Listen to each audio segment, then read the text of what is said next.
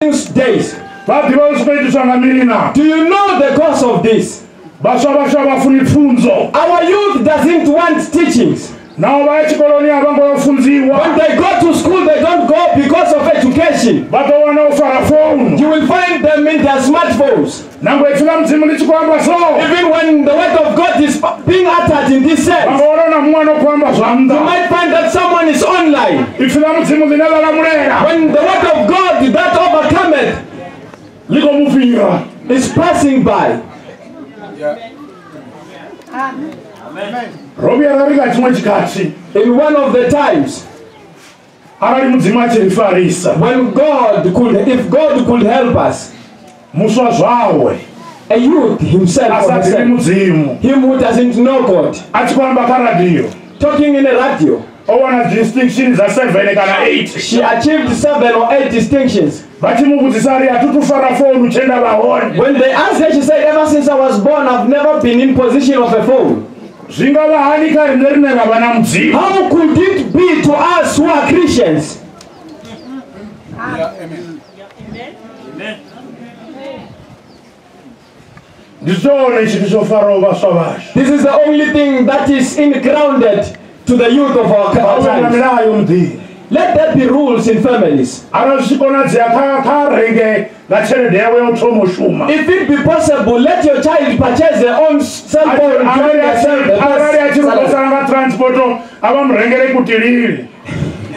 If they have a problem of a transport, buy her what they call shtiriri. There is no youth who agrees to buy 100 rand cell phone. Today in this afternoon, to parents, you won't bury it in the day. Your child will face to receive these blessings, these fleshy blessings, and fail the immortal blessings. Let us be parents who are grounded in faith. Don't be threatened by your own child. Amen. It is difficult, but in that nature God is seeking us. That is the standard of reality of the gospel of Jesus Christ. That is the reason why when he preached it, men and women decided not to listen to it. When his time has not yet arrived, he had to pass through them and pass. Because he was speaking the old time religion, the gospel of truth. If the blessing of God, if we want to go to heaven with our children, let us be fine with the rightful act. God is looking for us with our children. Deuteronomy chapter 28. Deuteronomy chapter 28 from verse 1. Arali nango uchidotechelesa zveyehovha mudzimu wauamba, watevedza milayo yose waita zvine yaamba, zvine namusi ndakouraya, ndihona Yehovha mudzimu wao achidoutonda kadzichaka dzose dzashango. Zvine zvadoda kaiwe ndidzipatuchedzo hedzi, dzidouwana uchipa zvine Yehovha mudzimu wauamba. Udova wamashudu mudhini, udova wamashudu masimuni, udova wamashudu ngazvine zvabhebhiwa mutani wawu, namasimuni yawu namadhangani yawu, ngauanda dzikholomo dzawu namasambi azvifuwo. Udova wamashudu azvirunduni namifaroni, udova wamashudu chijena, udova wamashudu chibva. Amen. Amen. Verse 1. And it, verse 1. And it shall come to pass, if that thou shalt hearken diligently unto the voice of the Lord thy God, to observe and to do all the commandments which I command thee this day, that the Lord thy God will set thee on a high above all nations of the earth. Verse 2. And all these blessings shall come on thee and overtake thee, if thou shalt hearken unto the voice of the Lord thy God, blessed shall be in the city, and blessed shalt thou be in the field.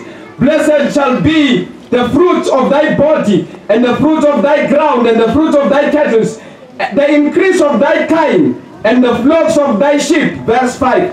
Blessed shall be thy basket and thy store. Blessed shall be thou when thou comest in, and blessed shall thou be when thou goest out. Amen. Amen. We hear great grace to those who will believe today.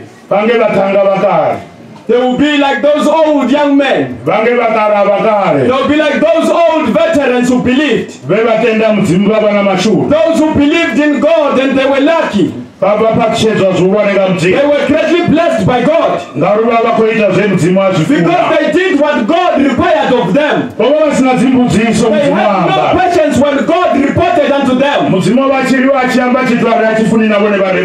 God instructed that He doesn't want a certain thing, they repented and don't do what was not required of them. They didn't have the what, whence, and why. They will say to God, if thou God speaketh, let it be so. If you believe this God, you will be greatly blessed. When my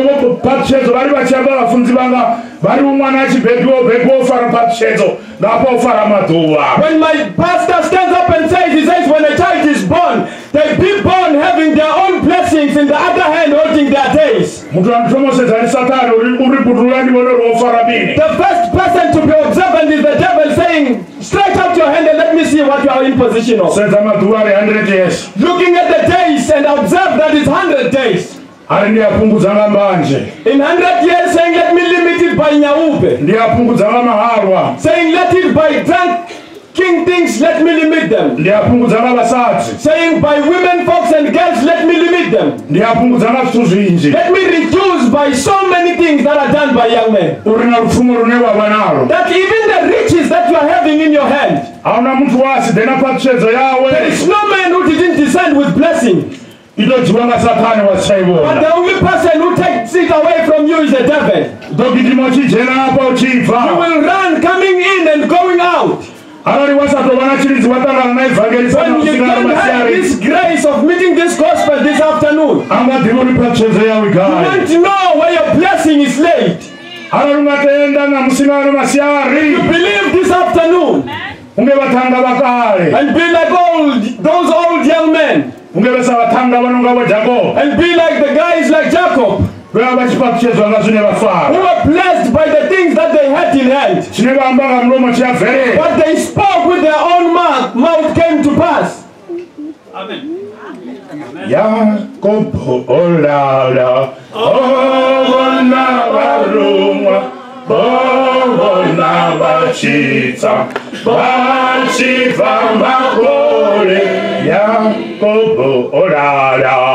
obona baruma, obona bachita, bachiva magore ni, bachita bachikonya, bakonya, bachigera magore, bakonya. Bachita bachikonya, bakonya, bakonyera makore ni bakonya,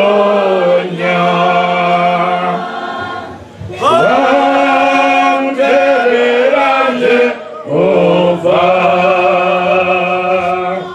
bangereraje ova. Nando bandinaro, donde ule lutamo, bahumurahera, bamuya wangango.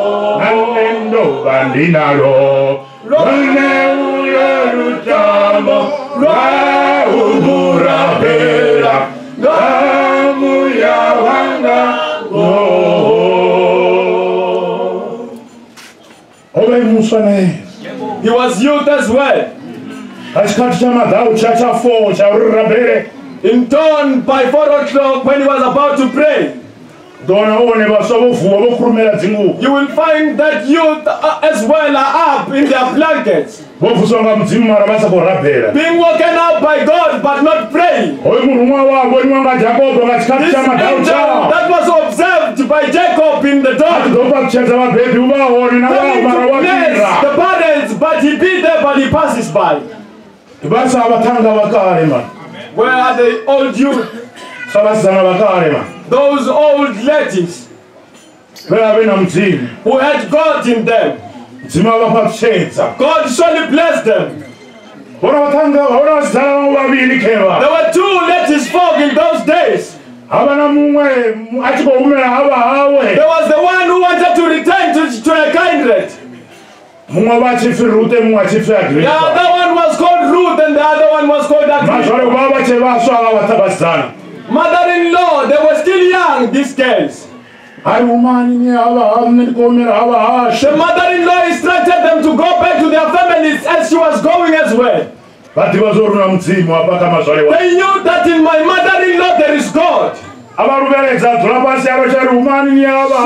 begged them severely, but they could to God back to their kindred. That even if God blesses me with another young man, you won't wait for them. Bitterly both in the same way they cried. In the same manner today we are crying. But when we go, some are throwing away. But there was this lovely lady that we love so much. When the fellow sister was going back, she said, this journey is not of twins. It's for a certain individual.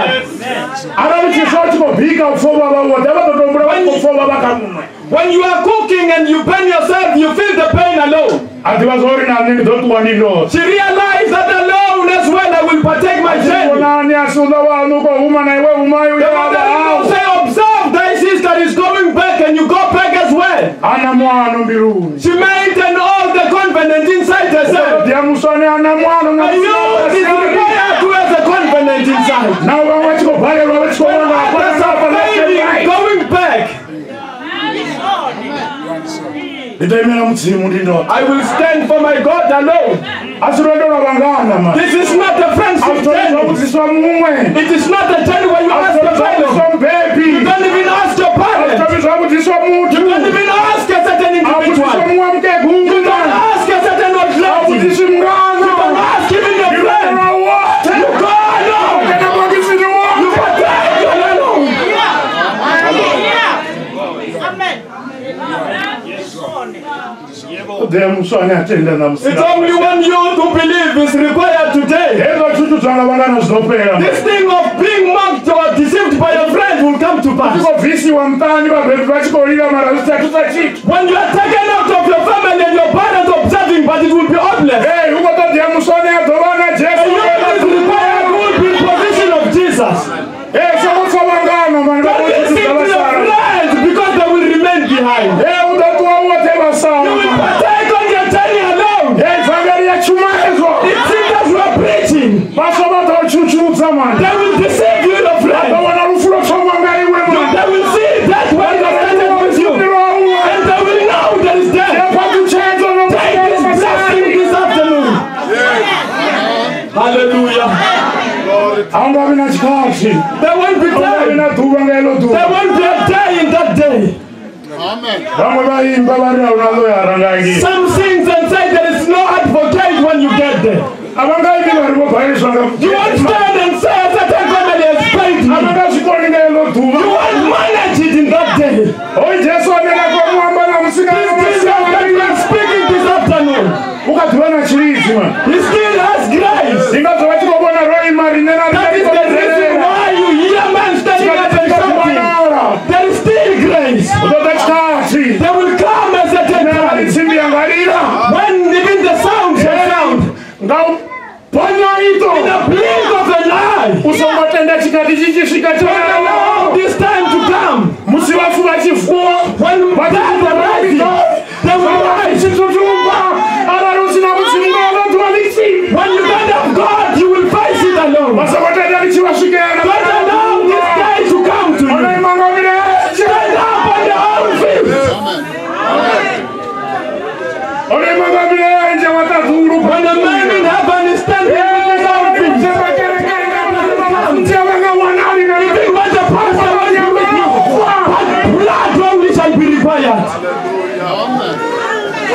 Mungano Masiara. Today, this afternoon.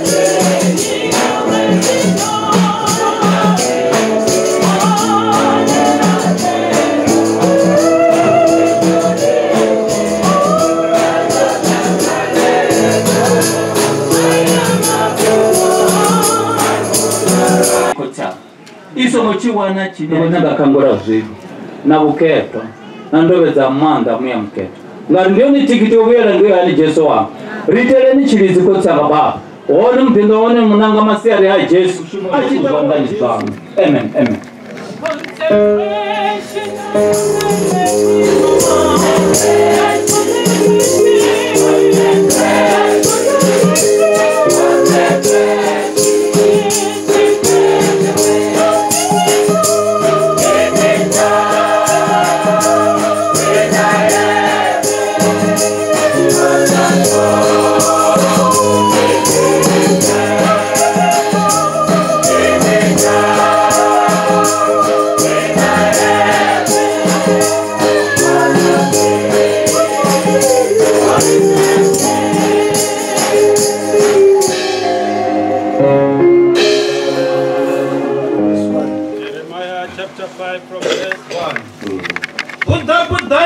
Mikoto ya Yerusalema nilaberese nibudzise nitoze mavandani yawo kamusini dowana munna wa maitere kwawo ane alondota mafungongo ndikononi hangweka.